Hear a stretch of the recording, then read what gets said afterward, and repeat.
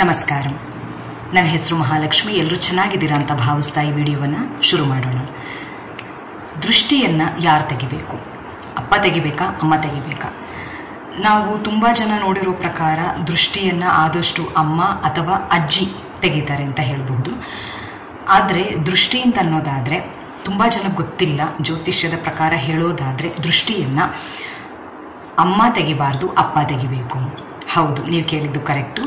ಅಪ್ಪ ತೆಗಿಬೇಕಾ, ಅಮ್ಮ ತೆಗಿಬೇಕಾ ಅಂತ ಅಂದ್ಬಿಟ್ಟು ತುಂಬ ಕನ್ಫ್ಯೂಷನ್ಸ್ ಇದೆ. ಆದರೆ ಅಮ್ಮ ತೆಗೆಯೋದಕ್ಕಿಂತ ಅಪ್ಪ ತೆಗೆಯೋದ್ರಿಂದ ದೃಷ್ಟಿ ನಿವಾರಣೆ ಬೇಗ ಆಗುತ್ತೆ. ಹೇಗೆ ಅಂತ ಹೇಳೋದಾದರೆ, ಅಮ್ಮ ಅಂತ ಅನ್ನೋದಾದರೆ ಅವರು ಚಂದ್ರನ ಪ್ರತಿನಿಧಿಯಾಗಿರ್ತಾರೆ ಅಂತ ಹೇಳಬಹುದು. ಅವರಿಗೆ ಕೋಮಲತೆ ಇರುತ್ತೆ ಅಥವಾ ಮಮತೆ ಅನ್ನೋದಿರುತ್ತೆ. ಇದೆಲ್ಲ ಏನು ಮಾಡುತ್ತೆ ಅಂತ ಹೇಳೋದಾದರೆ, ಅಮ್ಮ ಏನಾದರೂ ದೃಷ್ಟಿ ತೆಗೆದಾಗ ದೃಷ್ಟಿ ನಿವಾರಣೆ ಆಗೋದು ಕಷ್ಟ ಅಂತ ಹೇಳ್ತಾರೆ.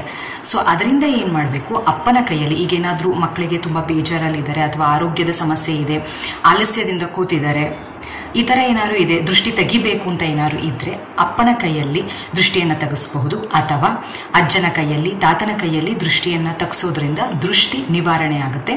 ಏನಕ್ಕೋಸ್ಕರ ಅಂತ ಹೇಳೋದಾದರೆ, ಅಪ್ಪ ಅಂತ ಅನ್ನೋದಾದರೆ ಸೂರ್ಯನ ಪ್ರತಿನಿಧಿ ಅಂತ ಹೇಳ್ತಾರೆ. ಸೊ ಸೂರ್ಯನ ತೇಜಸ್ಸು ಅಥವಾ ಸೂರ್ಯನಿಂದ ಅವರು ಪ್ರಭಾವಿತರಾಗಿರೋದ್ರಿಂದ ಮಕ್ಕಳಿಗೆ ಏನು ಮಾಡಬೇಕಂತಂದರೆ ಅಪ್ಪನಿಂದ ದೃಷ್ಟಿಯನ್ನು ತೆಗೆಸಬೇಕು. ಇದರಿಂದ ಏನಂತೀವಿ, ಕಣ್ಣಿನ ದೃಷ್ಟಿ ಮಾತ್ರ ಹೋಗೋದು ಅಂತ ಅಲ್ಲ, ರಾಹುವಿನಿಂದ ದೃಷ್ಟಿ ದೋಷ ಏನಾದರೂ ಇದ್ದರೆ ಅದನ್ನೂ ಸಹ ನಿವಾರಣೆ ಆಗುತ್ತೆ ಅಂತ ಹೇಳ್ತಾರೆ. ಸೊ ಅದಕ್ಕೇನೆ ಇವತ್ತಿನಿಂದ ಏನಾದರೂ ದೃಷ್ಟಿ ತೆಗೆಸಬೇಕು ಅಂತ ಇದ್ದರೆ ಅದನ್ನು ಅಪ್ಪನ ಕೈಲಿ ಅಥವಾ ತಾತನ ಕೈಯಲ್ಲಿ ದೃಷ್ಟಿಯನ್ನು ತೆಗೆಸೋದನ್ನ ಅಭ್ಯಾಸ ಮಾಡ್ಕೋಬೇಕು. ಮಕ್ಕಳಿಗೆ ಮಾತ್ರ.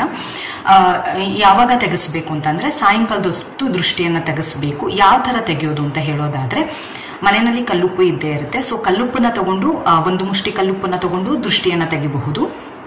ಅಥವಾ ಇನ್ನೂ ಎಫೆಕ್ಟಿವ್ ಆಗಿರಬೇಕು, ಅಥವಾ ಮಗುಗಿನ್ನೂ ಸ್ವಲ್ಪ ಆರೋಗ್ಯ ಸರಿ ಇಲ್ಲ, ಅಥವಾ ಪ್ರಾಬ್ಲಮ್ ಇನ್ನೂ ಜಾಸ್ತಿ ಇದೆ ಅಂತ ನಿಮ್ಗೆ ಏನಾದರೂ ಅನ್ನಿಸ್ತಾ ಇದೆ ಅಂತಂದರೆ, ಎಫೆಕ್ಟಿವ್ ಆಗಿರಬೇಕು ಅಂತ ಹೇಳೋದಾದರೆ ಇನ್ನೊಂದು ರೆಮಿಡಿ ಹೇಳಬೇಕು ಅಂತಂದರೆ, ಲವಂಗ 4 ಲವಂಗ ತಗೋಬೇಕು, ಮತ್ತು ಮೆಣಸಿನ್ಕಾಯಿನ ತಗೋಬೇಕು. 3 ಅಥವಾ 5 ಮೆಣಸಿನ್ಕಾಯಿಗಳನ್ನು ತಗೊಂಡು ಕೈನಲ್ಲಿ ಮುಷ್ಟಿ ಮಾಡಿ 7 ಸಲ ಕ್ಲಾಕ್ ವೈಸ್ನಲ್ಲಿ ಅವ್ರಿಗೇನು ಮಾಡಬೇಕಂದ್ರೆ ದೃಷ್ಟಿನ ಹೋಲ್ ಬಾಡಿಗೆ ತೆಗಿಬೇಕಾಗುತ್ತೆ. ಇದನ್ನು ಮಾಡೋದ್ರಿಂದ ದೃಷ್ಟಿ ದೋಷ ತುಂಬ ಬೇಗ ನಿವಾರಣೆ ಆಗುತ್ತೆ. ತುಂಬ ಜನ ಅಂದ್ಕೊಂಡಿರ್ತೀವಿ ಅಮ್ಮ ದೃಷ್ಟಿ ತೆಗಿಬೇಕು ಅಂತ ಅಂದ್ಬಿಟ್ಟು. ಇಲ್ಲ, ಅಪ್ಪನ ಕೈಯಲ್ಲಿ ದೃಷ್ಟಿ ತೆಗೆಸೋದ್ರಿಂದ ದೃಷ್ಟಿ ನಿವಾರಣೆ ಅತಿ ಶೀಘ್ರವಾಗಿ ಆಗುತ್ತೆ. ಎಲ್ಲರೂ ಇದನ್ನು ಪ್ರಾಕ್ಟೀಸ್ ಮಾಡ್ಕೊಳ್ಳಿ. ನೀವೇ ಅಬ್ಸರ್ವ್ ಮಾಡ್ತೀರಾ ಏನು ಚೇಂಜಸ್ ಆಗುತ್ತೆ ಅಂತ. ಬೇಗ ಅವ್ರಿಗೆ ದೃಷ್ಟಿ ಕಡಿಮೆ ಆಗುವಂಥದ್ದು. ತುಂಬ ಜನಕ್ಕೆ ದೃಷ್ಟಿ ಬಂದಾಗ ತಲೆನೋವು ಬರುತ್ತೆ ಅಥವಾ ಹೊಟ್ಟೆನೋವು ಬರುವಂಥದ್ದು ಮಕ್ಕಳಿಗೆ.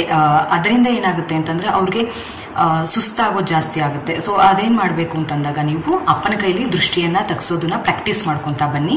ಅದು ಸಾಯಂಕಾಲದ ಹೊತ್ತೆ ತೆಗೆಸಬೇಕು. ದೃಷ್ಟಿ ತೆಗೆಸಬೇಕಾಗಿದ್ರೆ ಕ್ಲಾಕ್ ವೈಸಲ್ಲೇ ತೆಗೆಸಬೇಕು. ನೀವು ದೃಷ್ಟಿ ತೆಗೆದಿದ್ದನ್ನು ಸಿಂಕಲ್ಲಿ ಹಾಕ್ಬಿಟ್ಟು ಫ್ಲೆಶ್ ಮಾಡ್ಬೋದು. ಸೊ ಈ ಥರ ಮಾಡೋದ್ರಿಂದ ದೃಷ್ಟಿ ಬೇಗ ನಿವಾರಣೆ ಆಗುತ್ತೆ. ಎಷ್ಟೋ ಜನ ಅಂದ್ಕೊಂಡಿದ್ವಿ ಇಷ್ಟು ದಿನ ಅಮ್ಮನ ಕೈಲಿ ದೃಷ್ಟಿ ತೆಗೆಸ್ಕೊತಾ ಇದ್ವಿ, ಅಜ್ಜಿ ಕೈಲಿ ದೃಷ್ಟಿ ತೆಗೆಸ್ಕೊತಾ ಇದ್ವಿ. ಇವತ್ತಿನಿಂದ ಚೇಂಜಸ್ನ ಮಾಡ್ಕೊಳ್ಳಿ. ಅಪ್ಪನ ಕೈಲಿ ಅಥವಾ ತಾತನ ಕೈಲಿ ದೃಷ್ಟಿಯನ್ನು ತೆಗೆಸ್ಕೊಳ್ಳಿ. ಖಂಡಿತವಾಗ್ಲೂ ದೃಷ್ಟಿ ಅನ್ನೋದು ಬೇಗ ನಿವಾರಣೆ ಆಗುತ್ತೆ. ಇದನ್ನ ಹೋಲ್ ಬಾಡಿಗೆ ಮಾಡಬೇಕಾಗುತ್ತೆ ಅಂತ ಹೇಳಿದ್ದೀನಿ. ಸೊ ಹೋಲ್ ಬಾಡಿಗೆ ಕ್ಲಾಕ್ ವೈಸಲ್ಲಿ, ಆ್ಯಂಟಿ ಕ್ಲಾಕ್ ವೈಸ್ ಬೇಡ, ಕ್ಲಾಕ್ ವೈಸ್ನಲ್ಲಿ ನೀವೇನು ಮಾಡಬೇಕು, ದೃಷ್ಟಿನ ತೆಗಿಬೇಕು. 7 ಸಲ ನೀವು ದೃಷ್ಟಿನ ಏನಂತೀವಿ ಸುತ್ತು ಬಂದುಬಿಟ್ಟು ದೃಷ್ಟಿನ ತೆಗಿಬೇಕು. ಈ ಥರ ಮಾಡೋದ್ರಿಂದ ದೃಷ್ಟಿ ಖಂಡಿತವಾಗ್ಲೂ ನಿವಾರಣೆ ಆಗುತ್ತೆ. ಈ ವಿಚಾರ ನಿಮಗೆ ಉಪಯುಕ್ತವಾಗಿದೆ ಅಂತ ನಂಬ್ತಾ ಇದ್ದೀನಿ. ನಂಬಿ ಈ ವಿಡಿಯೋವನ್ನು ಇಲ್ಲಿಗೆ ಮುಕ್ತಾಯಗೊಳಿಸ್ತಾ ಇದ್ದೀನಿ. ಸರ್ವೇ ಸಜ್ಜನಃ ಸುಖಿನೋ ಭವಂತು. ನಮಸ್ಕಾರ.